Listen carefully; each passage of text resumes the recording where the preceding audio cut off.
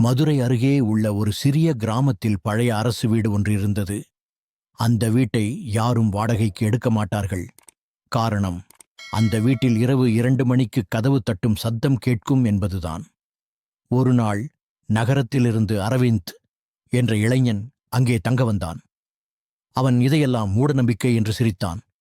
முதல் இரவு அமைதியாக கழிந்தது. 2ஆம் நாள் இரவு சரியாக 2 மணி.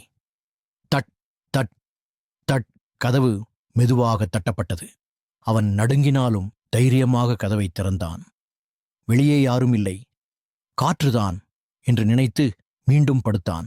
ஆனால் அடுத்த சில நிமிடங்களில் அவன் மொபைலில் ஒரு மெசேஜ் வந்தது. கதவை திறக்காதே என்றேன்.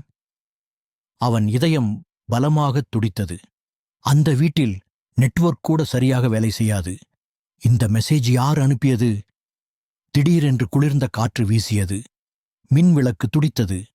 அவன் பின்னால் இருந்து ஒரு குரல், இப்போ நீதான் அடுத்தவன். அடுத்த நாள் காலை வீட்டு கதவு திறந்தபடியே இருந்தது. அரவிந்த் காணவில்லை. இன்றும் அந்த வீட்டின் கதவு இரவு 2 மணிக்கு தட்டப்படுகிறது. ஆனால் அதை திறக்க யாரும் இனி முயற்சி செய்யவில்லை.